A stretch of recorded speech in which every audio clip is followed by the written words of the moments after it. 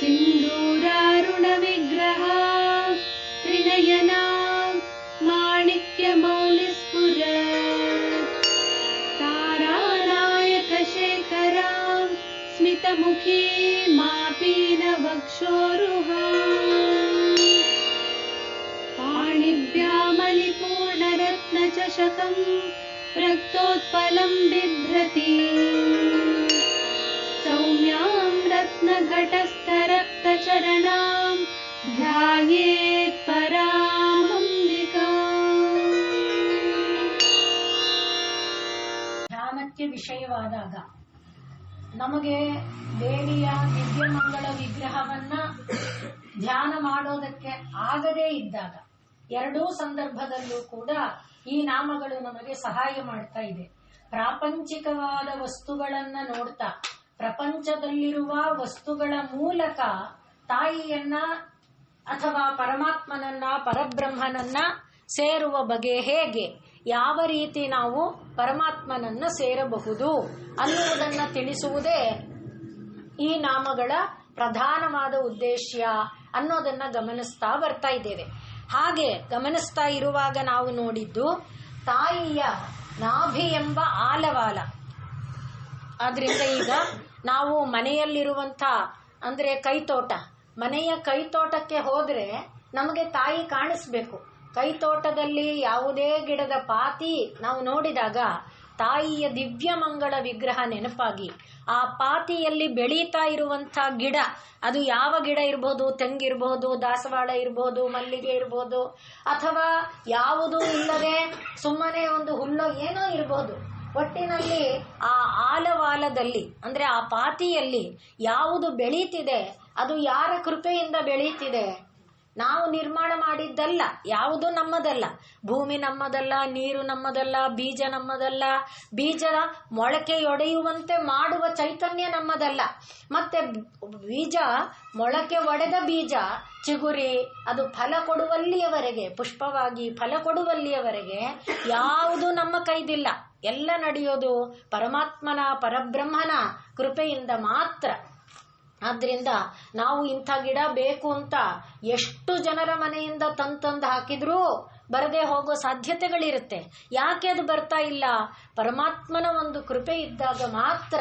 ಅಂದ್ರೆ ಅದು ಬೀಜನೇ ತಾನೆ, ಅದು ಗಿಡನೇ ತಾನೆ. ಮತ್ತೆ ಈ ಸಲ ಹಾಳಾಗಬಾರ್ದು ಅಂತ ಪೂರ್ಣ ಎಚ್ಚರಿಕೆಯಿಂದ ಅದರ ಸಂರಕ್ಷಣೆ ಮಾಡಿದ್ರೂ ಕೂಡ ಅದು ಫಲ ಕೊಡದೇ ಇರುವ ಸಾಧ್ಯತೆ ಇದೆ, ಗಿಡ ಬರದೇ ಇರೋ ಸಾಧ್ಯತೆ ಇದೆ. ಅದೆಲ್ಲ ನಮ್ಮ ಜೀವನದ ಅನುಭವದಲ್ಲಿದೆ.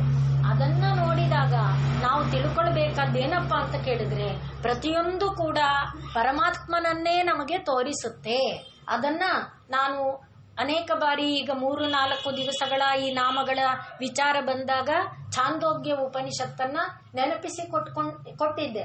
ಆ ಛಾಂದೋಗ್ಯ ಉಪನಿಷತ್ತು ಇದನ್ನೇ ಹೇಳುತ್ತೆ. ನೋಡ್ತಾ ಇರುವ ಯಾವುದನ್ನಾದರೂ ಇಟ್ಟುಕೊಂಡು ಅದರ ಮೂಲಕ ನಾವು ಪರಮಾತ್ಮನನ್ನ ಸೇರುವುದು, ಅದು ಒಂದು ಉಪಾಸನೆಯ ಭಾಗ. ಹಾಗೆ ಈಗ ನಾವು ನಿನ್ನೆ ನೋಡಿದ್ದೇನು, ನಾಭಿ ಆಲವಾಲ.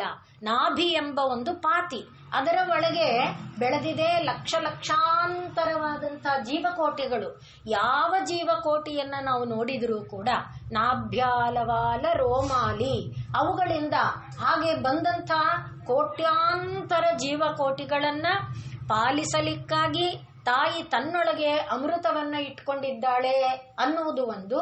ಆ ತಾನು ಯಾವ ಒಂದು ಬೀಜವನ್ನ ಬಿತ್ತಿದ್ದಾಳೆ, ಯಾವ ಕೋಟಿ ಸಂಖ್ಯೆಯಲ್ಲಿ ಚರಾಚರ ಜೀವಿಗಳ ಒಂದು ಸೃಷ್ಟಿಯನ್ನ ಮಾಡಕ್ ಹೊರಟಿದ್ದಾಳೆ, ಅವುಗಳು ಸೃಷ್ಟಿಯಾಗುವುದಕ್ಕೆ ಬೇಕಾದಂಥ ಸೂರ್ಯಚಂದ್ರರನ್ನ, ಸೃಷ್ಟಿಯಾದ ನಂತರ ಅವರನ್ನ ಪಾಲಿಸುವುದಕ್ಕೆ ಬೇಕಾದಂಥ ಆಹಾರ ವಿಹಾರ ಆಚಾರ ವಿಚಾರಾದಿಗಳಿಗೆ ಬೇಕಾದಂಥ ಚಂದ್ರನ, ಸೂರ್ಯನನ್ನ, ಹೀಗೆ ಅವರಿಬ್ಬರ ಮೂಲಕ ಅಮೃತವನ್ನ ಎಲ್ಲವನ್ನ ತಾನು ಈ ನಾಭಿ ಎಂಬ ಆಲವಾಲದಲ್ಲಿ ಬೆಳೆದಿರುವ ಕೋಟಿ ಸಂಖ್ಯೆಯಲ್ಲಿರುವಂಥ ಲಕ್ಷ ಇದು ಚರಾಚರವಾದಂಥ ಜೀವಕೋಟಿಗಳೆಲ್ಲದರ ಪಾಲನೆ, ಪೋಷಣೆ, ಸಂರಕ್ಷಣೆಗಾಗಿ ಅಗತ್ಯವಾದ ಸೂರ್ಯಚಂದ್ರಾದಿಗಳನ್ನ ಇಟ್ಟುಕೊಂಡಿರುವಂಥವಳು ಅನ್ನುವುದನ್ನ ಆ ನಾಮದಲ್ಲಿ ನೋಡಿ ಅದನ್ನ ಈಗ ನಾವು ಧ್ಯಾನಕ್ಕೆ ವಿಷಯವಾಗಿ ಮಾಡಿಕೊಂಡ್ರೆ, ಗಿಡದಲ್ಲಿ ಕೈತೋಟಕ್ಕೆ ಹೋದಾಗ ತಾಯಿಯನ್ನು ನಾವು ಯಾವ ರೀತಿ ದರ್ಶನ ಮಾಡಬಹುದು, ಅದರ ಮೂಲಕ ಯಾವ ರೀತಿ ನಾವು ಉಪಾಸನೆಯನ್ನ ಮಾಡಬಹುದು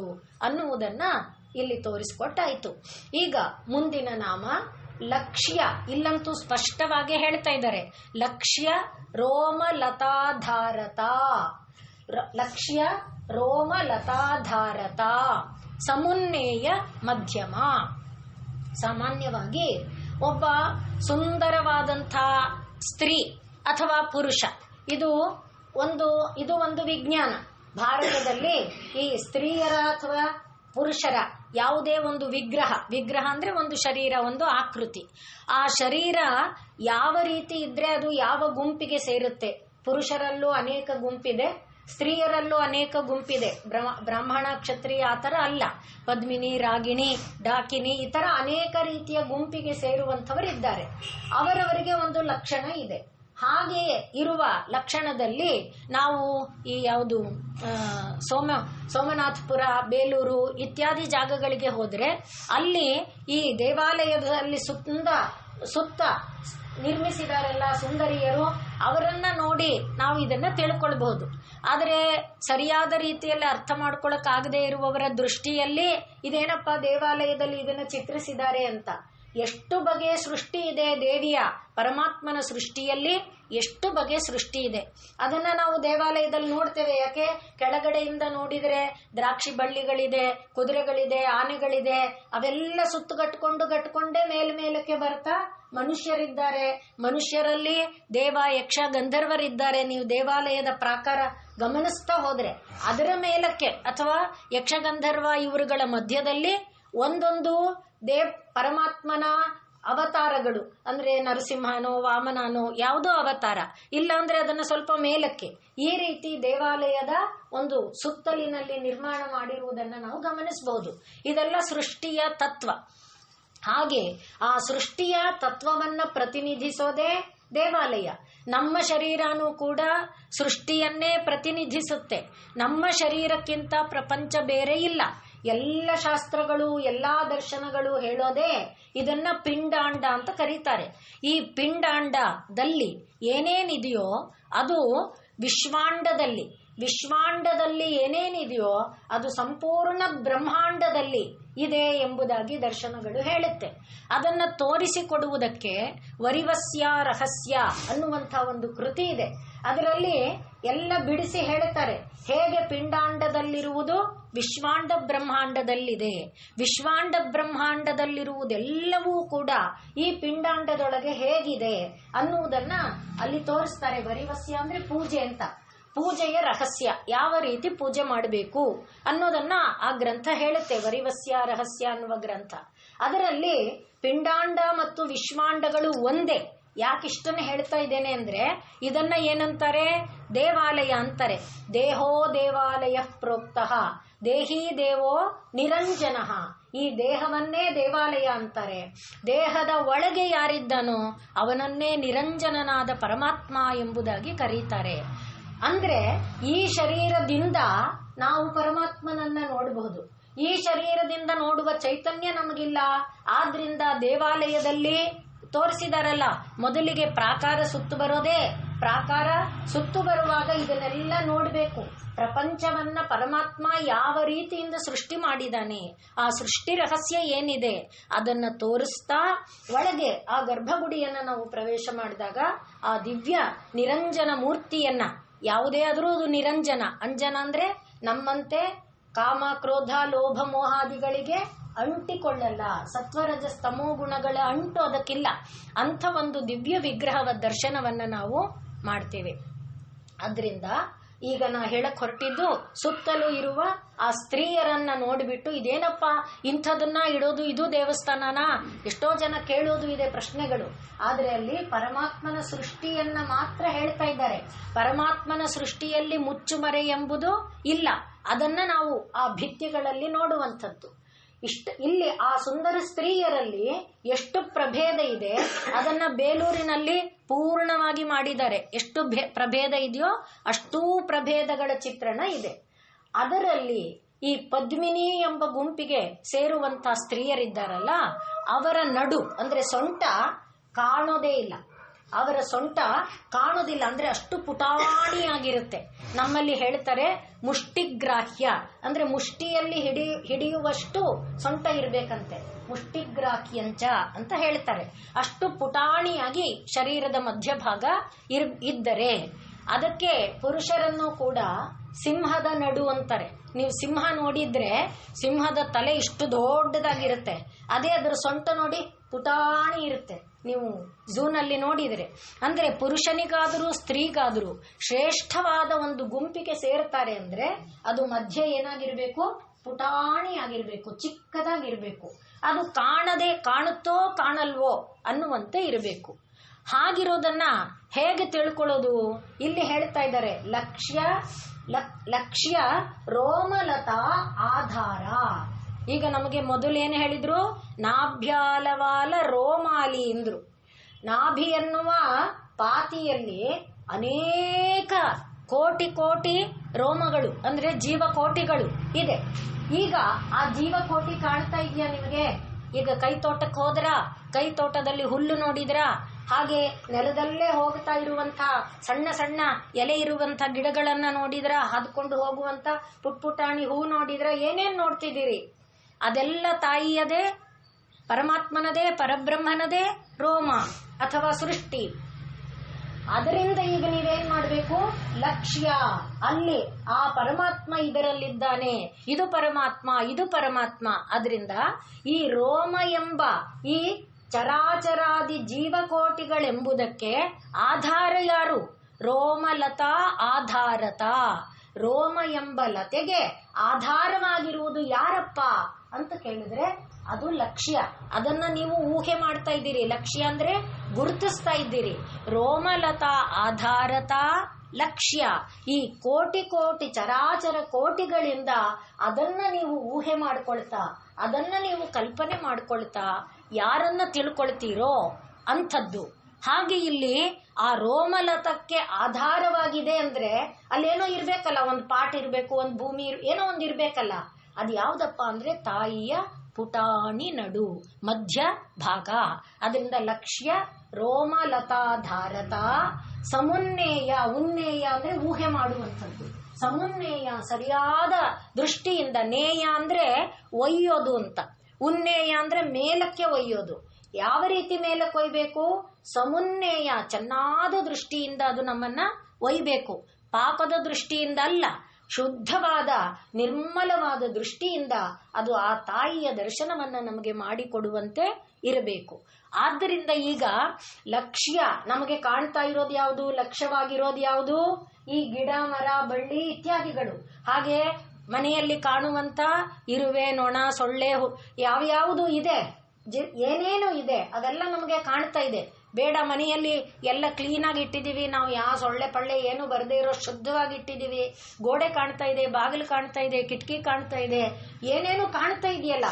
ಹಾಗೆ ಕಾಣ್ತಾ ಇರುವಂತ ಸಮಸ್ತ ನಮ್ಮದೇ ಮಕ್ಕಳು, ಮೊಮ್ಮಕ್ಕಳು, ಮರಿಮಕ್ಕಳು ಏನೇನು ಕಾಣ್ತಾ ಇದೆ, ಒಟ್ಟು ಕಾಣುವಂತ ಎಲ್ಲಕ್ಕೆ ಆಧಾರ ಯಾರು? ನಾನೇನ್ ಅನ್ಕೊಂಡಿದ್ದೇನೆ? ನಾನು ನನ್ನ ಮಗುವಿಗೆ ಆಧಾರ.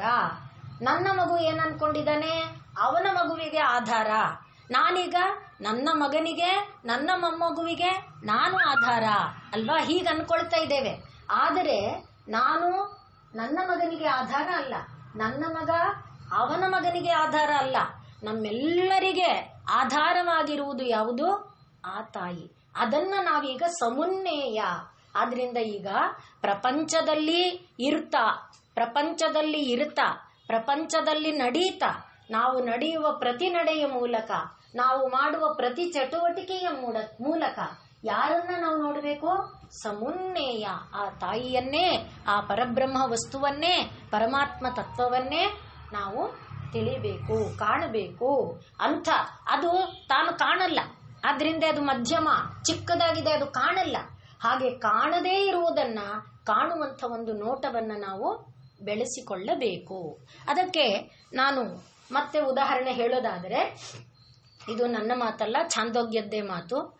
ಸೂರ್ಯ ಬರೋದಕ್ಕೆ ಮುಂಚೆ, ಈಗ ಸೂರ್ಯ ಇದ್ದಾನೆ, ಇನ್ನ 2 ಗಂಟೆ ಕಳೆದ್ರೆ ಏನಾಗುತ್ತೆ? ಕತ್ತಲಾಗುತ್ತೆ. ಕತ್ತಲೆ ಆದಾಗ ಎಲ್ಲ ಕಾಣುತ್ತೋ? ಎಲ್ಲ ಕಾಣುವುದಿಲ್ಲ. ನಾವು ಮನೆಯಿಂದ ಆಚೆ ಹೋದರೂ ಕೂಡ ನಾವು ಲೈಟ್ ಹಾಕೊಂಡಿದ್ರೆ ಲೈಟಿನ ಬೆಳಕು ಎಲ್ಲಿವರೆಗೆ ವ್ಯಾಪಿಸಿರುತ್ತೆ ಅಲ್ಲಿವರೆಗಿನದು ಕಾಣುತ್ತೆ. ಮಿಕ್ಕಿದ್ದೆಲ್ಲ ಕಾಣುತ್ತೋ? ಇಲ್ಲ. ಕಾಣದೇ ಇರೋದೆಲ್ಲ ಇಲ್ಲ ಅಂತಾಗುತ್ತೋ? ಇಲ್ಲ. ಕಾಣದೇ ಇರೋದು ಇರುತ್ತೆ. ಈಗ ಪೂರ್ತಿ ರಾತ್ರಿ ಆಯ್ತು, ಎಲ್ಲರೂ ಏನ್ ಮಾಡ್ತಾರೆ? ಎಲ್ಲರೂ ಮಲಕ್ಕೊಳ್ತಾರೆ. ನೀವು ಅರ್ಧರಾತ್ರಿ ಅಥವಾ ಮಧ್ಯ ಯಾವಾಗೋ ಎದ್ದಾಗ ನೋಡಿದ್ರೆ ಎಲೆಗಳು ಕೂಡ ಹೀಗಿರೋದು ಹೀಗಾಗಿರುತ್ತೆ. ಅಂದ್ರೆ ಅವುಗಳು ಮಲ್ಕೊಂಡಿರುತ್ತೆ, ಎಲ್ಲರೂ ಮಲಗಿರ್ತಾರೆ. ಮಲಗಿದ್ದಾರೆ ಅಂದ್ರೆ ಇಲ್ಲ ಅಂತ. ನಾವು ಮಲಗಿದ್ರೆ ಇಲ್ಲ ತಾನೆ, ನಾನು ಅನ್ನೋದೇ ಗೊತ್ತಿರಲ್ವಲ್ಲ, ನಾನು ಅನ್ನೋದು ಇರೋದೇ ಇಲ್ಲ ತಾನೆ. ಹಾಗೆ ಅಲ್ಲಿಗೆ ಯಾರು ಇಲ್ಲ, ಮಲಗಿದ್ದಾಗ ಯಾರು ಇಲ್ಲ. ಇಲ್ಲ ಅನ್ನೋದೇ ಹೌದಾ? ಇಲ್ಲ. ಯಾಕೆ? ಸೂರ್ಯ ಬಂದ ತಕ್ಷಣ ಕಾಣುತ್ತೆ. ನಾನು ಎಚ್ಚರ ಆದ ತಕ್ಷಣ ನಾನು ಅನ್ನೋದು ಬಂದ್ಬಿಡುತ್ತೆ. ನಾ ಇನ್ನೂ ಹಾಸಿಗೆ ಮೇಲೆ ಇದ್ರು ನಿದ್ದೆಯಿಂದ ಚೂರು ಎಚ್ಚರ ಆಗುತ್ತಿದೆ ಅನ್ನೋವಾಗ್ಲೇ ನಾನು ಅನ್ನೋದು ಗೊತ್ತಾಗ್ಬಿಡುತ್ತೆ. ಹಾಗೆ ಇಲ್ಲಿ ಸೂರ್ಯನನ್ನ ಇಟ್ಕೊಂಡು, ಸೂರ್ಯ ಬರುವುದಕ್ಕೆ ಮೊದಲು, ಸೂರ್ಯೋದಯ ಆಗುವುದಕ್ಕೆ ಮೊದಲು ಯಾರೂ ಇರಲಿಲ್ಲ, ಏನೂ ಇರಲಿಲ್ಲ. ಯಾವ ಹುಲ್ಲು ಕಡ್ಡಿ ಮುಳ್ಳು ಮನೆ ಯಾವುದೂ ಇರಲಿಲ್ಲ. ಗಿಡ ಬೆಟ್ಟ ಗುಡ್ಡ ಇರಲಿಲ್ಲ. ಅಂದ್ರೆ ನಮ್ಮ ಪಾಲಿಗೆ ಯಾರು ನೋಡ್ತಾ ಇದ್ದಾರೆ ಅವರ ಪಾಲಿಗೆ ಇರಲಿಲ್ಲ. ಸೂರ್ಯನ ಉದಯ ಆಯ್ತಾ, ನೋಡದೆ ಹೋಗ್ಲಿ ಎಲ್ಲ ಇದ್ದಾರೆ, ಎಲ್ಲರೂ ಕಾಣಿಸ್ತಾರೆ. ಆದ್ರಿಂದ ಈಗ ಸೂರ್ಯ ಈಗೇನಾಯ್ತು? ಸೂರ್ಯ ಉದಯ ಆದ ತಕ್ಷಣ ಎಲ್ಲರೂ ಬಂದ್ರು, ಎಲ್ಲರೂ ಕೆಲಸ ಮಾಡ್ತಿದ್ದಾರೆ, ಎಲ್ಲರೂ ಊಟ ಇತ್ಯಾದಿ ಮಾಡ್ತಾ ಇದ್ದಾರೆ. ಸೂರ್ಯ ಹೋದ ತಕ್ಷಣ ಎಲ್ಲರೂ ಇಲ್ಲ ಆಗ್ತಾರೆ. ಅದೇ ರೀತಿಯಲ್ಲಿ ಇದು ಪ್ರತಿದಿನ ನಡೆಯುವಂತ ಕೆಲಸ. ಅದೇ ರೀತಿಯಲ್ಲಿ ಪರಬ್ರಹ್ಮ ಏನ್ ಮಾಡ್ತಾನೆ? ಎಷ್ಟೋ ಸಲಿ ಸೃಷ್ಟಿ ಮಾಡ್ತಾನೆ, ಎಷ್ಟೋ ಸಲಿ ಲಯ ಮಾಡ್ತಾನೆ. ಎಷ್ಟೋ ಬ್ರಹ್ಮಗಳು ಬರ್ತಾರೆ, ಎಷ್ಟೋ ಬ್ರಹ್ಮಗಳು ಹೋಗ್ತಾ ಇದ್ದಾರೆ. ಬ್ರಹ್ಮನೂ ಗಟ್ಟಿ ಇಲ್ಲ, ಬ್ರಹ್ಮನೂ ಸೃಷ್ಟಿಕರ್ತ ಬ್ರಹ್ಮನೂ ಕೂಡ ಗಟ್ಟಿ ಇಲ್ಲ. ಆದ್ರಿಂದ ಹೇಗೆ ಪ್ರತಿದಿನ ಸೂರ್ಯೋದಯ ಆದಾಗ ಎಲ್ಲಾ ಸೃಷ್ಟಿ ಆಯ್ತು ಅಂತ ನಾವು ಕಾಣ್ತೇವ್ಯೋ, ಪ್ರತಿದಿನ ಸೂರ್ಯ ಅಸ್ತನಾದಾಗ ಎಲ್ಲಾ ಲಯ ಆಯ್ತು ಅಂತ ಕಾಣ್ತಾ ಇದ್ದೇವ್ಯೋ, ಆದ್ರಿಂದ ಕಾಣುವುದು ಯಾವೀಗ? ಸೂರ್ಯ. ಆ ಲಕ್ಷ್ಯನಾದ ಸೂರ್ಯನನ್ನ ಇಟ್ಕೊಂಡು ಅವನಿಗೆ ಆಧಾರವಾಗಿ ಲಕ್ಷ್ಯ ರೋಮಲತಾ. ಆ ಸೂರ್ಯನಿಂದ ನಾವೇನ್ ನೋಡಿದ್ವಿ? ಬೆಟ್ಟ ಗುಡ್ಡ ನದಿ ಗಿಡ ಮರ ಬಳ್ಳಿ ಹಕ್ಕಿ ಇತ್ಯಾದಿಗಳಲ್ಲಿ ಎಲ್ಲ ಚಲನೆ ಇತ್ಯಾದಿ ಎಲ್ಲ ನೋಡಿದ್ವಿ. ಅದು ಹೋದ ತಕ್ಷಣ ಎಲ್ಲ ಹೋಯಿತು. ಆದ್ದರಿಂದ ಸೂರ್ಯನನ್ನ ನೋಡಿಕೊಂಡು ಸೂರ್ಯನಿಂದ ಸೃಷ್ಟಿ ಸ್ಥಿತಿ ಲಯ ಹೇಗಾಗುತ್ತಾ ಇದೆಯೋ ಅದೇ ರೀತಿಯಲ್ಲಿ ಸೂರ್ಯನು ಮಾಡುವಂತೆ ಪರಬ್ರಹ್ಮನು ಕೂಡ ಸೃಷ್ಟಿ ಸ್ಥಿತಿ ಲಯಗಳನ್ನ ಮಾಡ್ತಾ ಇದ್ದಾನೆ. ಹಾಗೆ ಸೂರ್ಯನನ್ನ ನೋಡ್ತಾ ಕಾಣುವುದನ್ನ ಹಿಡ್ಕೊಂಡು ಅದರ ಮೂಲಕ ಪರಬ್ರಹ್ಮನನ್ನ ತಿಳ್ಕೊಳ್ಳೋದಿದೆಯಲ್ಲ, ಆ ರೀತಿ ಉಪಾಸನೆ ಮಾಡಬೇಕು. ಹಾಗೆ ಇಲ್ಲಿ ತಾಯಿಯ ರೋಮಲತೆಗೆ, ರೋಮಲತೆ ನಮಗೆ ಕಾಣ್ತಾ ಇದೆ. ರೋಮ ಅಂದಾಗ ಕಿರಣ ಅಂತ ಕೂಡ ಅರ್ಥ ಇದೆ. ತಾಯಿಯ ಪ್ರಭೆ, ಪ್ರಕಾಶ. ನಾವು ಅದನ್ನ ಮೊದಲು ಒಂದು ದಿವಸ ನೋಡಿದ್ವಿ. ಏನದು? ಪ್ರಕಾಶ ಬರ್ತಾ ಇದೆ. ಈಗ ಇದು ನಮಗೆ ಗೊತ್ತಾಗಬೇಕಾದ್ರೆ ಯಾವುದೋ ಒಂದು ಜಾಗಕ್ಕೆ ಹೋಗಿದ್ದೇವೆ, ಕಾಡಿನಲ್ಲಿ ದಾರಿ ತಪ್ಪಿಬಿಟ್ಟಿದ್ದೇವೆ, ಅಥವಾ ಎಲ್ಲ ಗೊತ್ತಿಲ್ಲದೆ ಇರೋ ಊರಲ್ಲಿ ಕತ್ತಲೆ, ಮಳೆ, ಕರೆಂಟ್ ಇಲ್ಲ ಅಂತ ಅನ್ನೋ ಒಂದು ಸ್ಥಿತಿಯನ್ನು ಕಲ್ಪನೆ ಮಾಡ್ಕೊಳ್ಳಿ. ಆಗ ಎಲ್ಲಿ ಹೋಗ್ಬೇಕು, ಹೇಗೆ ಹೋಗ್ಬೇಕು, ಏನ್ ಮಾಡ್ಬೇಕು ಗೊತ್ತಾಗ್ತಿಲ್ವೇ ಅಂತಿದ್ರೆ ಎಲ್ಲೋ ಬೆಳಕಿನ ಒಂದು ಚೂರು ಕಂಡ್ರೆ ಆ ಕಿರಣನೇ ಹಿಡ್ಕೊಂಡು ಹೋಗ್ತೀವಲ್ವಾ. ಹಾಗೆ ಈಗ ಈ ರೋಮ ಅಂದ್ರೆ ಕಿರಣಗಳು. ಆ ಕಿರಣಗಳ ಹಿಡ್ಕೊಂಡು ಒಳೊಳಗೆ ಬಂದ್ರೆ ಯಾರು ಕಾಣ್ತಾಳೆ? ಆ ತಾಯಿಯ ನಡುವಿನ ಭಾಗ ನಮಗೆ ಕಾಣುತ್ತೆ. ಆದ್ರಿಂದ ಲಕ್ಷ್ಯ ರೋಮಲತಾ ಆಧಾರತ ಸಮುನ್ನೇಯ ಮಧ್ಯಮ ಎಂಬುದಾಗಿ ಹೇಳ್ತಾ ಇದ್ದಾರೆ. ತಾಯಿಯ ಆ ಮಧ್ಯಭಾಗ ಎಷ್ಟು ಪುಟಾಣಿಯಾಗಿದೆಯಪ್ಪ ಅಂತ ಕೇಳಿದ್ರೆ ಅದು ನಮಗೆ ಕಣ್ಣಿಗೆ ಕಾಣೋದಿಲ್ಲ. ಅದನ್ನ ನಾವು ಯಾವುದರಿಂದ ತಿಳ್ಕೊಳ್ಳೋದು ಅಂತ ಕೇಳಿದ್ರೆ ಕೋಟಿಯಾಗಿ ವಿಕಾಸಗೊಂಡಿರುವಂಥ ಚರಾಚರ ಜೀವಿಗಳನ್ನ ನೋಡ್ತಾ ಆ ಜೀವಿಗಳಿಗೆ ಆಧಾರಭೂತವಾದ ಒಂದು ಪಾತಿ ಅಂತ ಏನ್ ನೋಡಿದ್ವಿ, ಅದರಂತೆ ಆ ತಾಯಿಯ ನಡುವನ್ನ ನಾವಿವಾಗ ತಿಳ್ಕೊಳ್ಳೋದು ಅನ್ನುವುದು ಮುಖ್ಯ ವಿಷಯ. ತನ್ಮೂಲಕ ಇದನ್ನೇ ಉಪಾಸನೆಯಾಗಿ ಇಟ್ಕೊಂಡು, ಉಪಾಸನೆಗೆ ವಿಷಯವಾಗಿ ಇಟ್ಕೊಂಡು ಪರಮಾತ್ಮನನ್ನ ಕಾಣುವುದು ಅನ್ನೋದು ಇನ್ನೊಂದು ವಿಚಾರ. ಇನ್ನು ಈ ನಡುವಿನ ಭಾಗ ಬಂದ್ರೆ ಇದು ತುಂಬಾ ವಿಸ್ತಾರವಾಗಿ ಭಾರತೀಯ ಸಂಸ್ಕೃತಿ ಅಥವಾ ಭಾರತೀಯ ಸಾಹಿತ್ಯದಲ್ಲಿ ಇರುವಂತ ವಿಚಾರ. ಈ ನಡುವಿನ ಭಾಗವನ್ನ ನಾವು ನಿನ್ನೆ ಹೇಳಿದ್ವಿ. ನಮ್ಮ ಶರೀರದಲ್ಲೂ ಪಾದ ಎಂಬುದು ಭೂಮಿ ಅಲ್ವಾ, ಭೂಪಾದೌ. ಮತ್ತೆ ಇದನ್ನ ಅಂತರಿಕ್ಷ ಅಂದ್ವಿ, ತಲೆಯನ್ನ ಅಂತರಿಕ್ಷ ಅಂದ್ವಿ. ಈಗ ಪಾದ ಮತ್ತು ಅಂತರಿಕ್ಷದ ನಡುವಿನದು ಯಾವುದು? ನಮ್ಮದೇ ನಾಭಿ, ನಮ್ಮದೇ ಶರೀರದಲ್ಲಿರುವ ನಾಭಿ, ಮಧ್ಯಭಾಗ. ಆದ್ರಿಂದ ಈಗ ತಾಯಿಯ ಶರೀರ ಮತ್ತು ಆಕಾಶದ ನಡುವಿನಲ್ಲಿ ಇದೆಯಲ್ಲ, ಇದನ್ನ ಅಂತರಿಕ್ಷ ಅಂತ ಹೇಳಿದ್ವಿ ಅಲ್ವಾ. ಈಗ ಲಕ್ಷ್ಯ ರೋಮ ಲತಾಧಾರತ ಸಮುನ್ನೆ ಆ ಮಧ್ಯಮ ಭಾಗ ಇದೆಯಲ್ಲ, ಆ ಮಧ್ಯಮ ಭಾಗವನ್ನ ಆಕಾಶ, ಮಧ್ಯಮ ಭಾಗವನ್ನ ಆಕಾಶ, ಅಂತರಿಕ್ಷ ಅನ್ನುವ ತತ್ವ, ನಾವು ಅದನ್ನ ನಿನ್ನೆ ನೋಡಿದೇವಲ್ಲ, ಆ ಅಂತರಿಕ್ಷ ಅನ್ನುವ ತತ್ವವನ್ನಾಗಿ ಭಾವಿಸಿಕೊಂಡರೆ, ಈಗ ಅದನ್ನ ಉದಾಹರಣೆಗೆ ಕೌಸಲ್ಯ ವಿಚಾರ ಬಂದಾಗ ವಾಲ್ಮೀಕಿಗಳು, ಕಾಳಿದಾಸರು ವರ್ಣನೆ ಮಾಡ್ತಾರೆ. ಈಗ ನಾವೇನು ಹೇಳಿದ್ವಿ, ಸೊಂಟ ತುಂಬಾ ಪುಟ್ಟದಾಗಿರುತ್ತೆ ಅಂತ ಹೇಳಿದ್ವಿ. ಕೌಸಲ್ಯಗೂ ಕೂಡ ಹಾಗೆ ಇತ್ತಂತೆ, ಪುಟಾಣಿ. ಯಾರಿಗೂ ಕೌಸಲ್ಯ ಸೊಂಟ ಕಂಡೇ ಇಲ್ಲ, ಗೊತ್ತೇ ಇಲ್ಲ, ಅಂದ್ರೆ ಅಷ್ಟು ಪುಟಾಣಿ ಸೊಂಟ. ಈಗ ಯಾವಾಗ ಪರಮಾತ್ಮ ಅವಳ ಒಳಗೆ ಬರಬೇಕು ಅಂತ ಸಂಕಲ್ಪ ಮಾಡಿ ಬರ್ತಾ ಇದ್ದಾನೆ, ಆಗ ಸಾಧಾರಣ ಕಾಣ್ಬೇಕು ತಾನೆ, ದೊಡ್ಡದಾಗುತ್ತಾ ಹೋಗುತ್ತಲ್ಲ, ವಿಕಾಸಗೊಳ್ಳುತ್ತಾ ಹೋಗುತ್ತಲ್ಲ, ಆಗ್ಲೂ ಅದು ಆಕಾಶನೇ ಅಂತೆ. ಆಗ್ಲೂ ಅದು ಆಕಾಶನೇ, ಮೊದಲು ಅದು ಆಕಾಶನೇ. ಹಾಗಾದ್ರೆ ಆಕಾಶ ತತ್ವ ಏನು ಅಂದ್ರೆ, ಆಕಾಶ ಇಂದ್ರಿಯಗಳಿಂದ ಕಾಣಕ್ಕಾಗದೆ ಇರುವಂಥದ್ದು ಅಲ್ವಾ. ಆಕಾಶವನ್ನ ನೋಡಿ ನೀವು ಹೊರಗೆ ಹೋದ್ರೆ ಇಷ್ಟೇ ದೂರ ಕಾಣುತ್ತೆ, ಇನ್ನು ಮಾಡಿ ಮೇಲೆ ಹೋದ್ರೆ ಅಷ್ಟು ದೂರ ಕಾಣಬಹುದು. ಯಾವುದೋ ಒಂದು ಮರನೋ ಯಾವುದೋ ಒಂದು ಮನೇನೋ ಏನೋ ಅಡ್ಡ ಬಂದ್ರೆ ಮತ್ತೆ ಆಕಾಶ ಕಾಣಲ್ಲ. ಅದೇ ನೀವು ಬೆಟ್ಟದ ಮೇಲೆ ಹೋದ್ರೆ ಸ್ವಲ್ಪ ದೊಡ್ಡ ಆಕಾಶ ಕಾಣಬಹುದು, ಆದರೆ ಆಕಾಶದ ಪೂರ್ಣ ಉದ್ದಗಲವನ್ನ ನೋಡೋದಕ್ಕೆ ಸಾಧ್ಯನೋ? ಹಾಗೆ ಇದನ್ನ ನೋಡೋದಕ್ಕೆ ಯಾವಾಗೂ ಸಾಧ್ಯ ಇಲ್ಲ ಅಂತ ವರ್ಣನೆ ಮಾಡ್ತಾರೆ, ಸುಂದರವಾದ ರೀತಿಯಲ್ಲಿ ವರ್ಣನೆ ಮಾಡ್ತಾರೆ. ಮಧ್ಯಂ ತನುತ್ವಾತ್, ಮೊದಲು ಈ ಮಧ್ಯಭಾಗ ಚಿಕ್ಕದಾದ ಕಾರಣ ಅವಿಭಾವ್ಯಂ, ಯಾರಿಗೂ ಕಾಣ್ತಾ ಇರಲಿಲ್ಲ. ಯಾರ್ದು? ಕೌಸಲ್ಯದು. ಯಾಕೆ? ಆಕಾಶಮಾಸೀತ್, ಆದ್ರಿಂದ ಅದು ಪರಮಾತ್ಮನ ತತ್ವ. ಇದು ನೋಡಿ, ಅಣೋರಣೀಯಾನ್, ಅಣುಗಿಂತ ಚಿಕ್ಕ. ಆದ್ರಿಂದ ಮೊದಲು ಮಧ್ಯಮ ಭಾಗ, ಕೌಸಲ್ಯೆಯ ಮಧ್ಯಭಾಗ ಮಧ್ಯಂ ತನುತ್ವಾತ್, ಚಿಕ್ಕದಾದ ಕಾರಣ ಅವಿಭಾವ್ಯಂ ಆಕಾಶಮಾಸೀತ್, ಕಾಣದೇ ಇರುವ ಆಕಾಶವಾಗಿ ಇತ್ತು. ಅದೇ ಯಾವಾಗ ಗರ್ಭೋದಯೇ ಪರಮಾತ್ಮ ಅವಳ ಶರೀರವನ್ನ ಪ್ರವೇಶಿಸಿ ತಾನು ಜನ್ಮ ಕೊಡುವಂಥ, ತಾನು ಅವಳಲ್ಲಿ ಬರ್ತೇನೆ ಅಂತ ಭಾವಿಸಿಕೊಂಡು, ಆಗ ಪರಮಾತ್ಮನ ಪಾದ ಯಾವುದು? ಪರಮಾತ್ಮನ ಪಾದ ಅಂತರಿಕ್ಷ. ಅಂತರಿಕ್ಷ ಈಗ ಅವಳೊಳಗೆ ಸೇರಿಬಿಟ್ಟಿದೆ. ಆದ್ರಿಂದ ಆಗಲೂ ಕೂಡ ವಿಷ್ಣು ಪದಾಪದೇಶಾತ್, ವಿಷ್ಣುವಿನ ಪಾದ ಇರೋದ್ರಿಂದ ಆವಾಗಲೂ ವಿಹಾಯ ಏವ, ವಿಹಾಯ ಅಂದ್ರೆ ಆಕಾಶ, ಆಗಲೂ ಕೂಡ ಅದು ಆಕಾಶವೇ. ಅಂದ್ರೆ ಈಗ ಪರತತ್ವವನ್ನ ಯಾವ ರೀತಿಯಲ್ಲಿ ನಾವು ಪರಿಭಾವಿಸಿಕೊಳ್ಳಬೇಕು ಅನ್ನುವುದನ್ನ ಹೇಳುವಾಗ, ಈ ಒಂದು ನಡುವಿನ ಭಾಗ ಪರಮಾತ್ಮ ತತ್ವದ ಅಣುವಿಗೆ ಅಣುವು, ಮಹತ್ತಿಗೆ ಮಹತ್ತೂ ಆದ ತತ್ವವಾಗಿದೆ. ಅದರಿಂದ ಅಣೋರಣೀಯಾನ್ ಮಹತೋ ಮಹೀಯಾನ್ ಎಂಬ ತತ್ವವನ್ನ ತಾಯಿಯ ಈ ನಡುವಿನ ಭಾಗ ನಮಗೆ ತೋರಿಸಿಕೊಡ್ತಾ ಇದೆ. ಯಾವಾಗ ಅದು ಅಣೋರಣೀಯಾನ್, ಕಣ್ಣಿಗೆ ಕಾಣದಂತೆ ಚಿಕ್ಕದಾಗಿದ್ದಾಗ, ಯಾವಾಗ ಅದು ಮಹತೋ ಮಹೀಯಾನ್, ಸಕಲ ಚರಾಚರಾದಿ ಜೀವಕೋಟಿಗಳಿಗೆ, ಸ್ಥಾವರ ಜಂಗಮಾದಿಗಳಿಗೆ ಆಶ್ರಯಭೂತವಾಗುತ್ತೋ ಆಗ ಅದು ಮಹತೋ ಮಹೀಯಾನ್. ಹಾಗೆ ಇದು ಎರಡೂ ಸಂದರ್ಭದಲ್ಲಿ ಆಕಾಶವೇ ಆಗಿದೆ. ಆಕಾಶ ಅಣು, ಅಣು ಅಂದ್ರೆ ಸೂಕ್ಷ್ಮ ಅಂತ. ಆಕಾಶ ಯಾವ ರೀತಿಯಿಂದಲೂ ಕೂಡ ಇಂದ್ರಿಯ ಗ್ರಾಹ್ಯವೂ ಅಲ್ಲ. ಯಾಕೆ? ಆಕಾಶದ ಅಳತೆ ಉದ್ದಗಲಗಳನ್ನ ಯಾವ ಸಂದರ್ಭದಲ್ಲೂ ನಾವು ಪೂರ್ಣವಾಗಿ ನೋಡೋದಕ್ಕೆ ಸಾಧ್ಯವೇ ಇಲ್ಲ.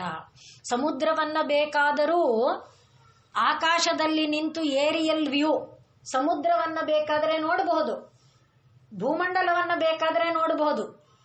ಆಕಾಶದಲ್ಲಿ ನಿಂತು ಸಂಪೂರ್ಣ ಭೂಮಂಡಲದ ಗತಿಯನ್ನ ನೋಡಬಹುದು, ಹೌದಾ? ಈಗ ಸ್ಯಾಟಲೈಟ್ಗಳ, ಆದ್ರೆ ಆಕಾಶನ ಎಲ್ಲಿ ನೋಡ್ತೀರಿ? ಹೇಗೆ ನೋಡ್ತೀರಿ? ಆಕಾಶವನ್ನ ನೋಡುವುದಕ್ಕೆ ಸಾಧ್ಯವೇ ಇಲ್ಲ. ಅದನ್ನೇನ್ ಮಾಡಬೇಕು? ಸಮುನ್ನೇಯ, ಊಹೆ ಮಾಡಬೇಕಷ್ಟೇ. ಯಾಕೆ? ಯಾವುದಾದ್ರೂ ಒಂದು ಆಧಾರ ಬೇಕಲ್ಲ.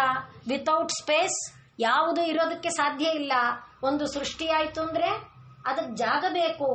ಆದ್ದರಿಂದ ಯಾವುದೋ ಒಂದು ಸ್ಪೇಸ್ ಇದೆ ಅಂತ ನಾವು ಉನ್ನೇಯ, ಊಹಿಸಬೇಕೇ ಹೊರತು ನಿಜವಾದ ದೃಷ್ಟಿಯಲ್ಲಿ ಅದು ಅನುಭವವೇದ್ಯವೂ ಅಲ್ಲ, ಗೋಚರವೂ ಅಲ್ಲ. ಯಾವ ರೀತಿಯಿಂದ ಅದನ್ನು ನಾವು ತಿಳಿಯೋದಕ್ಕೆ ಸಾಧ್ಯ ಇಲ್ಲ.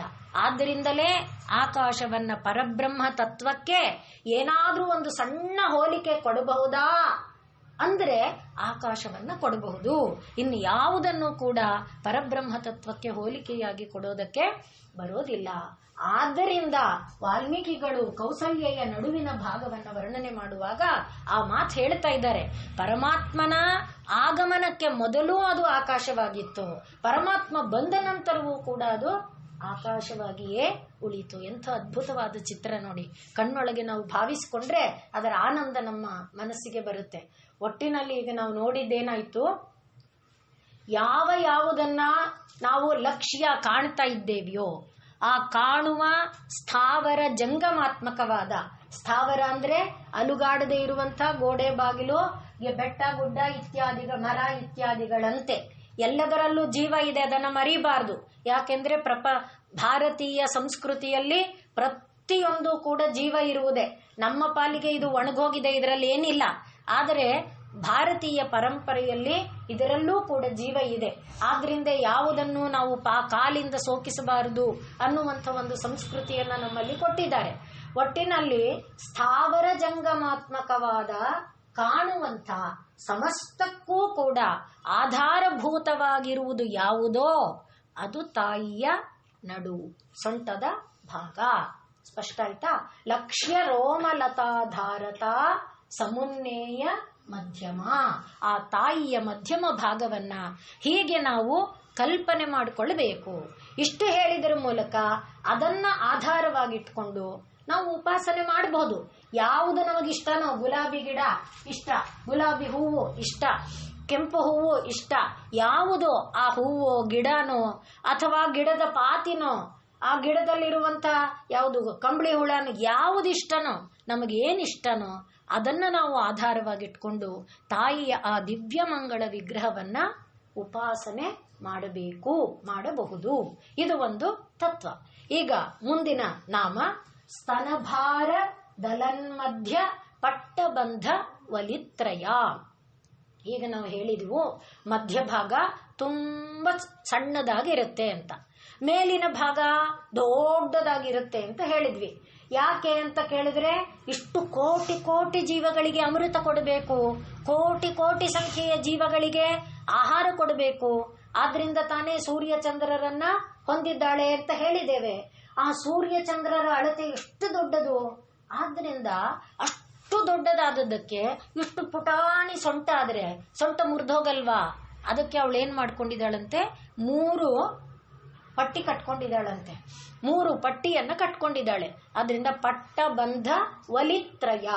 ಒಲಿ ಅಂತ ಹೇಳಿದ್ರೆ ಆವಲಿ, ಒಲಿ ಸುತ್ತೋದು ಅಂತ. ತ್ರಯ 3 ಅಂದ್ರೆ 3 ಸುತ್ತು ಸುತ್ತಕೊಂಡಿದ್ದಾಳೆ. ಏನು 3 ಸುತ್ತು ಸುತ್ತಕೊಂಡಿದ್ದಾಳೆ ಅಂತ ಕೇಳಿದ್ರೆ, ಆ ಸ್ತನಭಾರ ದಲನ್ ಮಧ್ಯ, ದಲನ್ ಅಂದ್ರೆ ಮುರಿದೋಗೋದು, ಮಧ್ಯ ಅಂದ್ರೆ ಮಧ್ಯಭಾಗ. ಮೇಲಿನ ಭಾಗದ ಭಾರದಿಂದ ಮಧ್ಯಭಾಗ ಮುರಿದೋಗ್ಬಿಡುತ್ತೇನೋ ಅಂತ ಅವಳೇನ್ ಮಾಡಿದಾಳೆ, ಪಟ್ಟಬಂಧ ವಲಿತ್ರಯ 3 ಪಟ್ಟಿಯನ್ನ ಕಟ್ಕೊಂಡಿದ್ದಾಳೆ. ಅಂದ್ರೆ ಅವಳೇನು ಕಟ್ಕೊಂಡಿಲ್ಲ. ಸಾಧಾರಣವಾಗಿ ಮಹಾತ್ಮರ ಒಂದು ಶರೀರದಲ್ಲಿ 3 ಮಡಕೆಗಳು ಇರುತ್ತೆ ಅಂತ ವರ್ಣನೆ ಮಾಡ್ತಾರೆ. ಹಾಗೆ ನಾವು ತ್ಯಾಗರಾಜ, ಪುರಂದರ ಇವರುಗಳ ಚಿತ್ರವನ್ನ ನೋಡಿದಾಗ, ಆ ಚಿತ್ರನೂ ಕಲ್ಪನೆಯಿಂದ ಬಿಡಿಸಿರೋದೆ, ಆದ್ರಿಂದ ಅವರುಗಳನ್ನ ನೋಡಿದಾಗ ಸೊಂಟದಲ್ಲಿ 3 ಮಡಕೆ ಇರುವುದನ್ನ ನಾವು ನೋಡ್ತೇವೆ. ಮಹಾತ್ಮರ ಶರೀರ ಆ ರೀತಿ ಇರುತ್ತೆ. ಹಾಗೆ ಇವಳು ಈ 3 ಮಡಕೆಗಳಿಂದ ಕೂಡಿದ್ದಾಳೆ ಅನ್ನುವುದಾಗಿ. ಅದು ಯಾತಕ್ಕಪ್ಪ 3 ಮಡಕೆ ಏನನ್ನು ತೋರಿಸುತ್ತೆ ಅಂತ ಕೇಳಿದ್ರೆ, ಅವಳ ಮೇಲಿನ ಬೃಹತ್ ಗಾತ್ರವನ್ನ ತಡೆದುಕೊಳ್ಳಲಾಗದೆ ಎಲ್ಲಿ ಈ ಶರೀರ ಮುರಿದು ಬಿದ್ದು ಹೋಗ್ಬಿಡುತ್ತೋ ಅನ್ನುವುದಕ್ಕೆ ಅದನ್ನ ಬಲವಾಗಿ ಕಟ್ಟಿ ಹಿಡ್ಕೊಂಡಿದ್ದಾಳೆ. ಇದು ನಾಮದಲ್ಲಿರುವಂಥ ಒಂದು ಅರ್ಥ. ಸ್ತನಭಾರ ದಲತ್, ಸ್ತನದ ಭಾರದಿಂದ ದಲತು ಮುರಿದು ಹೋಗುವಂತ ಮಧ್ಯಭಾಗವನ್ನ ಮುರಿದು ಹೋಗದಂತೆ ಪಟ್ಟಬಂಧ ಒಂದು ಬಟ್ಟೆಯನ್ನ ಹಾಕಿ ಕಟ್ಟಿದಾಳೋ ಅನ್ನುವಂತೆ ವಲಿತ್ರಯ 3 ಮಡಕೆಗಳು ಇರುವಂತೆ ಇದೆ. ಇದು ಆ ನಾಮದ ಅರ್ಥ. ಈಗ ಮಧ್ಯವನ್ನ ನಾವು ಏನಂತ ನೋಡಿದೆವು? ಆಕಾಶ ಎಂಬುದಾಗಿ ನೋಡಿದೆವು. ಮತ್ತೆ ನಾವು ನಿನ್ನೆ ನೋಡಿದ್ವು ಭೂ ಎನ್ನುವುದು ಪಾದವಾದರೆ, ದ್ಯೌಹು ಅನ್ನುವುದು ತಲೆಯಾದರೆ, ಮಧ್ಯದಲ್ಲಿರುವುದನ್ನ ಆಕಾಶ ಅಂತ ಹೇಳಿದ್ವಿ. ಭೂ ಅನ್ನುವುದರಲ್ಲಿ ಇರುವುದಕ್ಕಿಂತಲೂ ಕೂಡ ಆಕಾಶ, ಇದನ್ನ ನಾವು ಬಾಹ್ಯವಾದ ದೃಷ್ಟಿಯಿಂದ ಕಲ್ಪನೆ ಮಾಡಿಕೊಳ್ಳೋಣ. ಬಾಹ್ಯವಾದ ದೃಷ್ಟಿಯಿಂದ ಅಂದಾಗ ಈಗ ಭೂಮಿಗೆ ಎಷ್ಟೋ 1000 ಕೋಟಿ ಕಿಲೋಮೀಟರ್ ಸುತ್ತಳತೆ ಇದೆ ಭೂಮಿಗೆ, ಅದು ನಮಗೆ ಗೊತ್ತಿದೆ. ಚಂದ್ರನಿಗೆ ಎಷ್ಟೋ ಕೋಟಿ ಇದೆ, ಭೂಮಿಗಿಂತ ಚಿಕ್ಕವನು ಚಂದ್ರ. ಭೂಮಿ ಮತ್ತು ಚಂದ್ರನಿಗಿಂತ ಸುತ್ತಳತೆಯಲ್ಲಿ ಗಾತ್ರದಲ್ಲಿ ಹೆಚ್ಚಾಗಿರುವವನು ಸೂರ್ಯ. ಸೂರ್ಯನಿಗಿಂತ ಹೆಚ್ಚಾಗಿರುವವನು ಗುರು ಮೊದಲಾದವರು. ಸೂರ್ಯನಿಗಿಂತ ಎಷ್ಟೋ ಪಟ್ಟು ಗಾತ್ರದಲ್ಲಿರುವವನು ಗುರು. ಹೀಗೆ ಎಷ್ಟೆಷ್ಟೋ ನಾವು ನೋಡೋದು ಎಷ್ಟನ್ನ? 9 ಒಂದು ಸೌರಮಂಡಲ ಅಂತ ಇಟ್ಕೊಂಡು, ಸೌರಮಂಡಲವನ್ನ ಸುತ್ತುಗಟ್ಟುವ ಗ್ರಹಗಳನ್ನ ಲೆಕ್ಕ ಇಟ್ಕೊಂಡು ನೋಡ್ತೇವೆ. ಆದರೆ ಭೂಮಿಗೆ ಚಂದ್ರ ಒಂದು ಉಪಗ್ರಹ. ಇದು ಭೂಮಿ ಆದ್ರೆ ಭೂಮಿಯ ಉಪಗ್ರಹವಾಗಿ ಚಂದ್ರ ಇದ್ದಾನೆ. ಶನಿಗ್ರಹಕ್ಕೆ ಎಷ್ಟೋ ಉಪಗ್ರಹಗಳಿದೆ, ಒಂದಲ್ಲ. ಭೂಮಿಗಿಂತ ಚಂದ್ರ ಪುಟಾಣಿ ಅಂದ್ವಿ, ಭೂಮಿಗೆ ಇದು ಉಪಗ್ರಹ ಅಂದ್ವಿ. ಶನೈಶ್ಚರನಿಗೆ ಎಷ್ಟೋ ಉಪಗ್ರಹಗಳಿದೆ.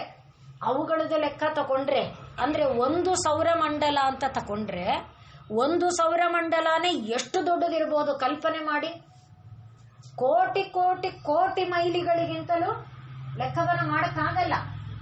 ಅಂಥದ್ದು ಆಕಾಶದಲ್ಲಿ ಹೊರಗೆ ಹೋಗಿ ನಿಂತಾಗ ಎಷ್ಟು ನಕ್ಷತ್ರ ರಾಶಿ ಕಾಣುತ್ತೆ, ಎಣಸಕ್ಕಾಗತ್ತ ನಮ್ಮ ಕೈನಲ್ಲಿ?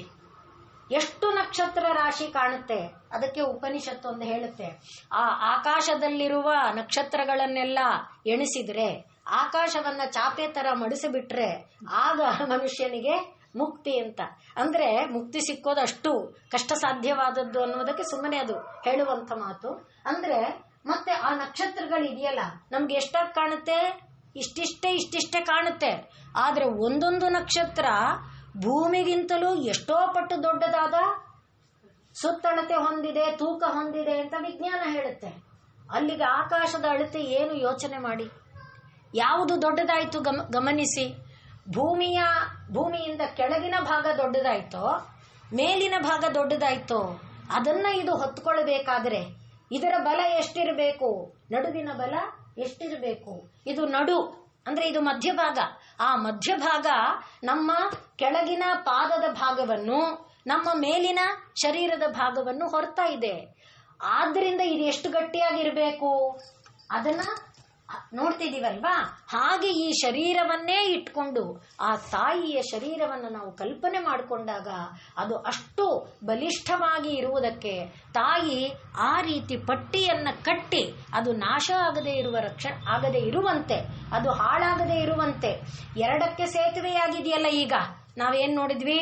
ಪೃಥಿವೀ ಪೂರ್ವ ರೂಪಂ ದ್ಯೌರುತ್ತರ ರೂಪಂ ಆಕಾಶ ಸಂಧಿ ವಾಯು ಸಂಧಾನಂ ಅಂತ ನೋಡಿದ್ವು. ಆದ್ರಿಂದ ಈ ಸಂಧಾನ ಆಗಬೇಕಲ್ಲ, ಎರಡನ್ನೂ ಸೇರಿಸಿ ಕಟ್ಟುವುದಕ್ಕೆ ಆ ಕಟ್ಟುವಿಕೆ ಏನಿದೆ.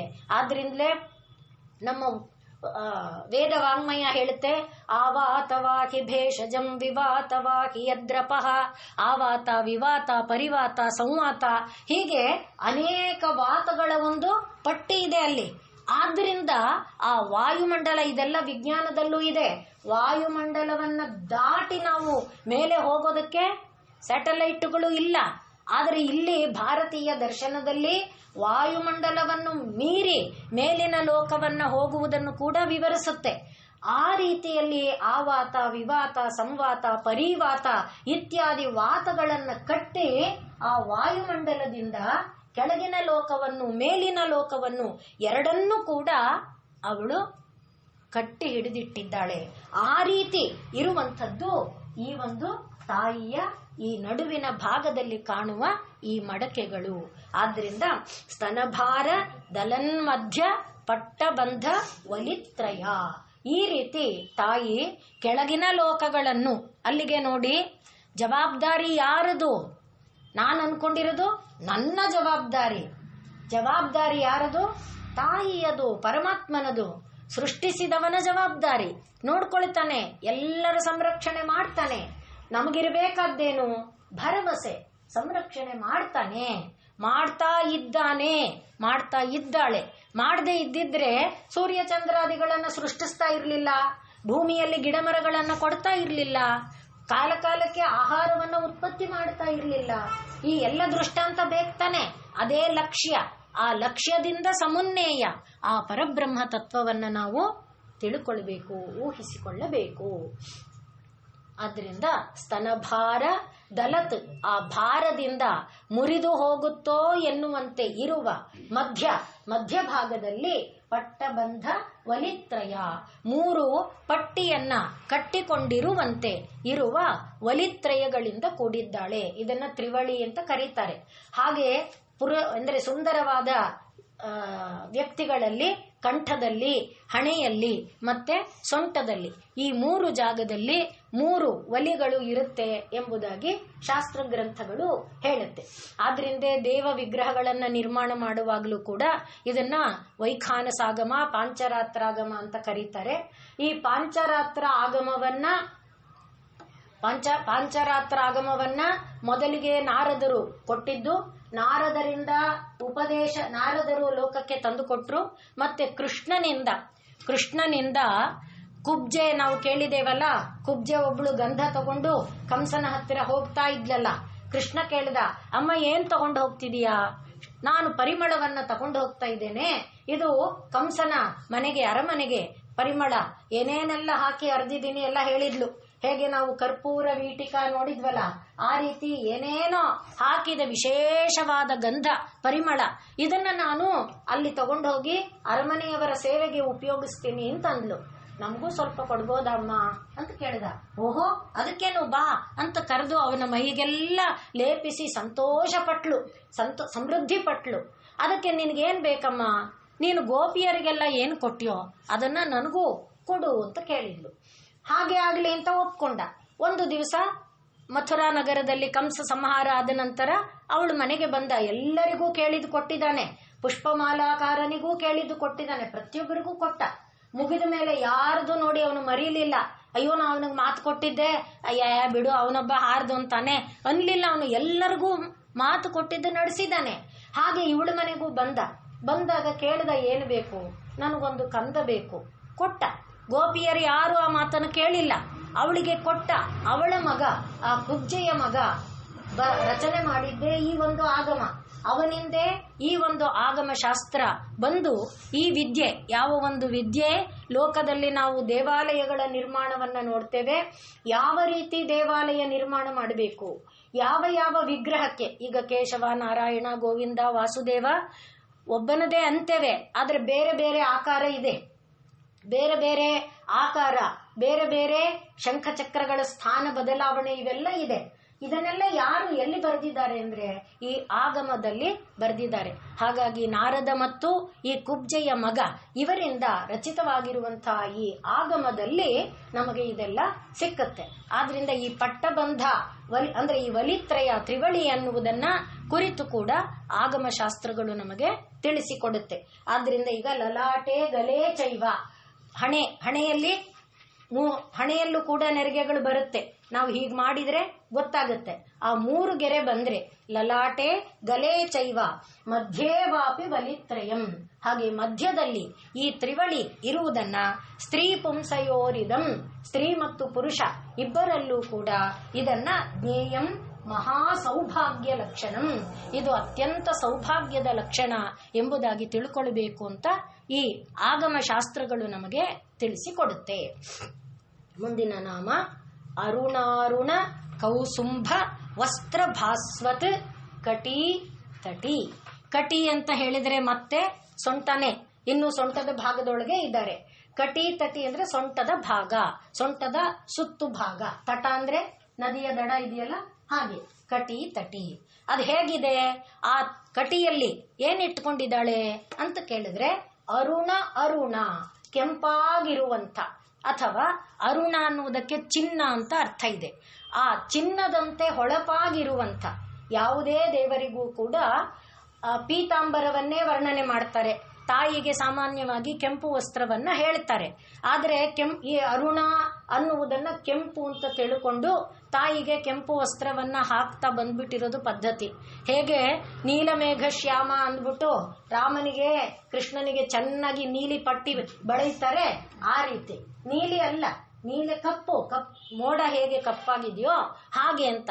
ಹಾಗೆ ತಪ್ಪಾಗಿ ಅರ್ಥ ಮಾಡಿಕೊಂಡು ವ್ಯವಹಾರ ಇರಬಹುದು, ಇಲ್ಲ ಇದನ್ನು ಇರಲೂಬಹುದು. ಯಾವುದು ಇಟ್ಕೊಳ್ಳೋಣ, ತಪ್ಪಿಲ್ಲ. ಯಾಕೆ ಈಗ ನಾವು ನೋಡ್ತಾ ಇರುವಂತೆ ಯಾವುದು ತಪ್ಪಲ್ಲ, ಯಾವುದು ನಮಗೆ ಪರಮಾತ್ಮನನ್ನ ತೋರಿಸಬೇಕಷ್ಟೇ. ಈಗ ಅರುಣಾರುಣ, ಅರುಣ ಅಂದ್ರೆ ಹೊಂಬಣ್ಣದಂತೆ ಅಥವಾ ಚಿನ್ನದಂತೆ, ಚಿನ್ನದಂತೆ ಹೊಂಬಣ್ಣದಿಂದ ಕೂಡಿರುವ. ಅರುಣ ಚಿನ್ನ ಮೊದಲನೇದು, ಅರುಣ ಹೊಂಬಣ್ಣ, ಚಿನ್ನದಂತೆ ಹೊಂಬಣ್ಣದಿಂದ ಕೂಡಿರುವ ಅರುಣಾರುಣ.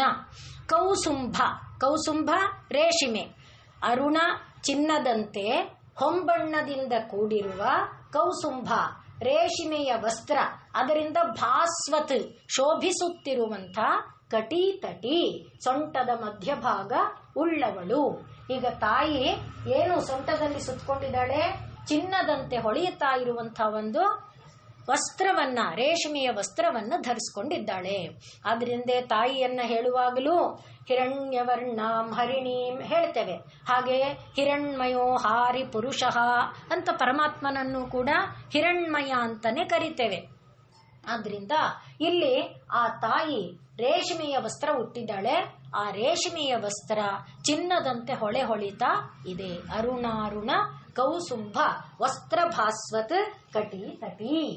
ಈಗ ನಾವು ಇಲ್ಲಿ ನೋಡುವಾಗ ಇದು ಪರಮಾತ್ಮನ ವರ್ಣನೆ ಮಾಡುವಾಗಲೂ ಕೂಡ ತಟಿದ್ವಾಸಸಂ, ಅವನನ್ನು ಕೂಡ ಮಿಂಚಿನಂತೆ ಇರುವ, ಮಿಂಚು ಹೇಗೆ ಹೊಳೆಯುತ್ತೋ ಆ ರೀತಿ ಹೊಳೆಯುವಂತಹ ವಸ್ತ್ರವನ್ನ ಧರಿಸಿರುವವನು. ತಟಿದ್ವಾಸಸಂ ನೀಲಮೇಘ ಶ್ಯಾಮಂ ಎಂಬುದಾಗಿ ನಾವು ಅವನನ್ನ ನೋಡ್ತೇವೆ. ಹಾಗೆ ಇರುವಂಥ ಅವನು ಏನು ತೋರಿಸ್ತಾ ಇದ್ದಾನೆ, ಈ ಕಟಿಯಿಂದ ತೋರಿಸ್ತಾ ಇರೋದೇನು, ಪ್ರಮಾಣಂ ಭವಾಬ್ಧೇರಿದಂ ಮಾಮಕಾನಾಂ, ಯಾರು ನನ್ನನ್ನ ಆಶ್ರಯಿಸಿದ್ದಾರೋ ಅವರಿಗೆ ಈ ಭವಸಾಗರ ಎಷ್ಟು, ನನ್ನ ಸೊಂಟದಷ್ಟೇ. ನೋಡಿ, ಭವಸಾಗರ ದಾಟಕ್ಕಾಗಲ್ಲ, ತುಂಬಾ ಕಷ್ಟ, ಅಷ್ಟು ದೊಡ್ಡದು, 1000 ಸಲ ಬಂದು ಹೋಗಬೇಕು. ಇಲ್ಲ, ಮಾಮಕಾನಾಂ, ಯಾರು ನನ್ನವರೋ ಅವರಿಗೆ ಈ ಭವಾಬ್ಧಿ ಎಷ್ಟು, ಇಷ್ಟೇ. ಆದ್ರಿಂದ ಏನ್ ಹೇಳ್ತಿದ್ದಾರೆ, ಪ್ರಮಾಣಂ ಭವಾಬ್ಧೇಹೆ ಇದಂ ಮಾಮಕಾನಾಂ. ಯಾವುದು ಅಂದ್ರೆ ನನ್ನ ಕಟಿ ತಟಿ, ನನ್ನ ಸೊಂಟ ಎಷ್ಟು ಚಿಕ್ಕದು ಅಂತ ಕೇಳಿದ್ರೆ ಅಷ್ಟೇ. ನನ್ನ ಸೊಂಟ ಎಷ್ಟು ಪುಟಾಣಿನೋ ಅಷ್ಟೇ ನನ್ನನ್ನ ಆಶ್ರಯಿಸಿದವರಿಗೆ ಈ ಭವಸಾಗರ. ಅದನ್ನ ನಾವು ಹನುಮಂತ ಸಮುದ್ರ ಲಂಘನ ಮಾಡಿದಾಗ ನೋಡಿದ್ದೇವೆ. ಗೋಷ್ಪದೀಕೃತ ವಾರೀಶಂ ಅಥವಾ ವಾರಾಶಿಂ ಎರಡು ಒಂದೇ. ಪರಮಾತ್ಮ ಅವನಿಗೆ ದೊಡ್ಡ ಸಮುದ್ರ ಕೇವಲ ಒಂದು ಗೋಷ್ಪದ, ಒಂದು ಗೋವಿನ ಪಾದದಷ್ಟೇ, ಅಷ್ಟು ಸುಲಭ ಅವನಿಗೆ. ಹಾಗೆ ಯಾರು ಪರಮಾತ್ಮನನ್ನ ಆಶ್ರಯಿಸಿಕೊಂಡಿದ್ದಾರೆ ಅವರಿಗೆ ಭವಸಾಗರ ಒಂದು ಸೊಂಟದಷ್ಟೇ.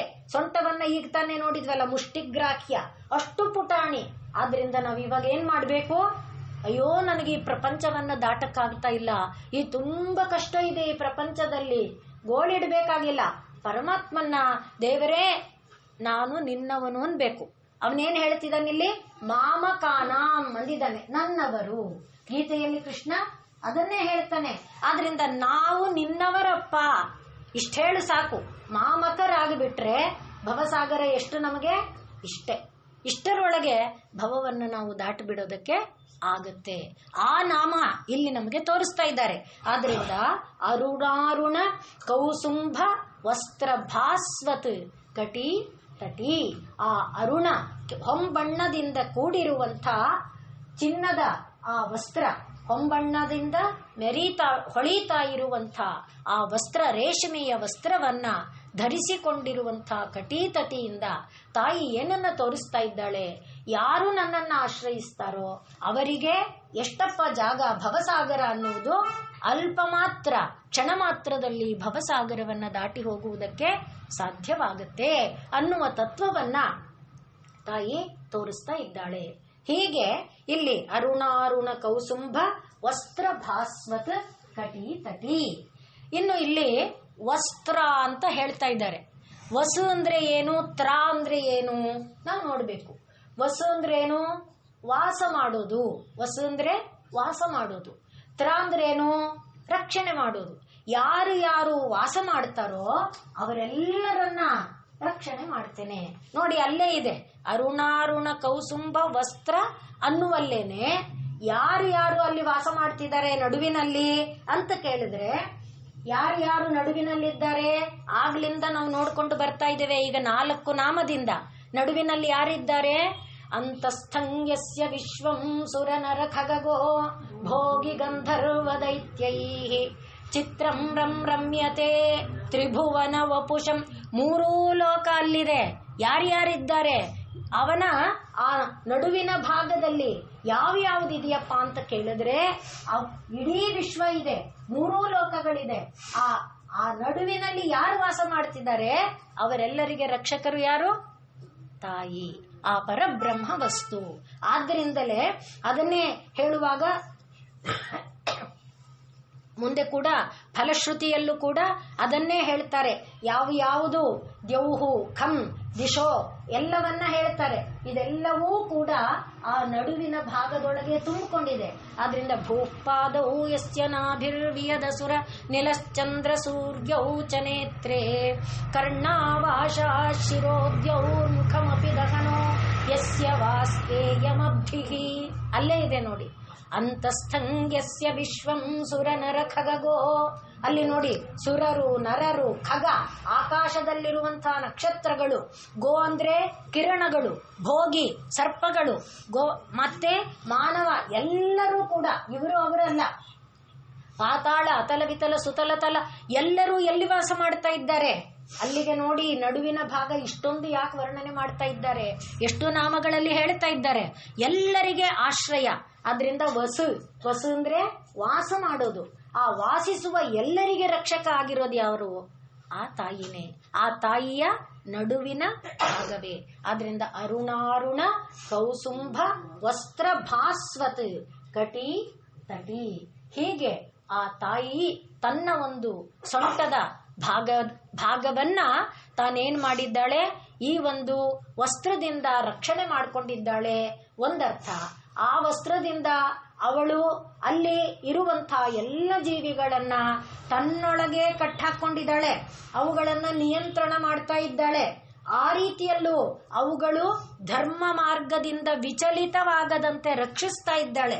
ಧರ್ಮ ಮಾರ್ಗದಲ್ಲೇ ಹೋಗಬೇಕು, ಜೋಪಾನ ಅಂತ ಹೇಳ್ತಾ ಇದ್ದಾಳೆ. ಮಗು ಬಿದ್ದುಬಿಟ್ಟಿಯೇ ಅಂತನೂ ಹೇಳ್ತಾ ಇದ್ದಾಳೆ. ಹಾಗೆ ಎಲ್ಲ ರೀತಿಯಿಂದ ಸಕಲ ಜೀವಕೋಟಿಗಳ ಸಂರಕ್ಷಕಳಾಗಿ ಆಕೆ ಇದ್ದಾಳೆ ಅನ್ನುವುದನ್ನ ಇಷ್ಟು ನಾಮಗಳಲ್ಲಿ ನಮಗೆ ತಿಳಿಸಿಕೊಡ್ತಾ ಇದ್ದಾರೆ. ಅರುಣಾರುಣ ಕೌಸುಂಭ ವಸ್ತ್ರ ಭಾಸ್ವತ್ ಕಟಿ ತಟಿ. ಮುಂದಿನದು ರತ್ನ ಕಿಂಕಿಣಿಕಾ ರಮ್ಯ ರಶನಾಧಾಮ ಭೂಷಿತ. ಭೂಷಿತ ಅಂದ್ರೆ ಅಲಂಕೃತಳಾಗಿದ್ದಾಳೆ. ಭೂಷಿತ ಅಲಂಕಾರ ಮಾಡ್ಕೊಂಡಿದ್ದಾಳೆ. ಇನ್ನು ಸೊಂಟದೊಳಗೆ ಇದ್ದೇವೆ ನಾವು. ಅಲ್ಲಿ ಏನ್ ಕಟ್ಕೊಂಡಿದ್ದಾಳೆ?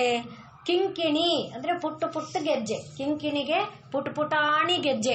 ಈಗ ಇದ್ರೊಳಗೆಲ್ಲ ಅಂದ್ರೆ ಕಾಲ್ ಗೆಜ್ಜೆಯಲ್ಲಿ ಪುಟ್ಟದನ್ನ ಇಟ್ಟಿರ್ತಾರೆ ನೋಡಿ, ಆ ರೀತಿ ಕಿಂಕಿಣಿ. ರತ್ನ, ಅದು ಎಂಥ ಕಿಂಕಿಣಿ? ರತ್ನದ ಕಿಂಕಿಣಿ. ಮತ್ತೆ ರತ್ನ ಕಿಂಕಿಣಿಕಾ ರಮ್ಯ. ರಮ್ಯ ಸುಂದರವಾಗಿದೆ. ಆ ಸಣ್ಣ ಸಣ್ಣ ಪುಟಾಣಿ ಗೆಜ್ಜೆನ ಯಾವುದ್ರಲ್ಲಿ ಕಟ್ಟಿದ್ದಾರೆ? ರಶನ ಹಗ್ಗದಲ್ಲಿ. ಎಂಥ ಹಗ್ಗ ಅದು? ರೇಷ್ಮೆಯ ದಾರದ ಹಗ್ಗ. ರೇಷ್ಮೆ ದಾರ, ಈಗ ದಾರ ಕಟ್ಟಾಗತ್ತೆ. ಮೊದಲಿಗೆ ಮೈಸೂರು ಸಿಲ್ಕ್ ದಾರ ಇತ್ತಲ್ಲ, ನಾವು ಹೋಗ್ಬೋದು, ರೇಷ್ಮೆ ದಾರ ಹೋಗ್ತಿರ್ಲಿಲ್ಲ. ಅಂದ್ರೆ ಅಷ್ಟು ಬಲಿಷ್ಠವಾಗಿ ಇರ್ತಾ ಇದ್ದಂಥದ್ದು ಆ ರೇಷ್ಮೆಯ ದಾರ.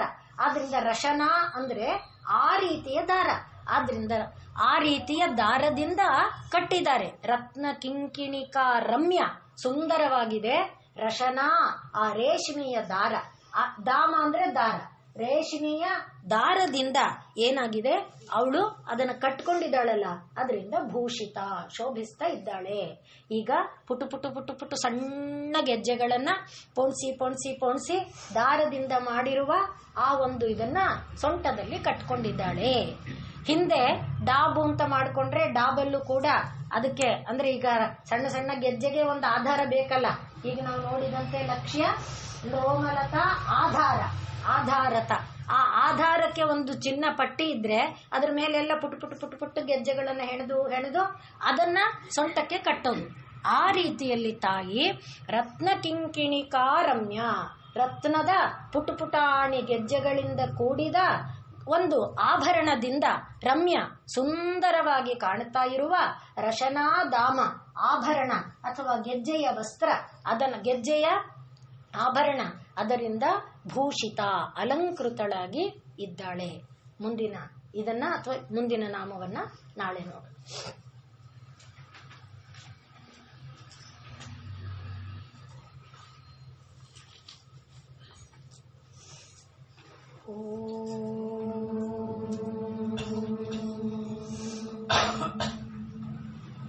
पूर्णमदः पूर्णमिदं पूर्णात् पूर्णमुदच्यते पूर्णस्य पूर्णमादाय पूर्णमेवावशिष्यते।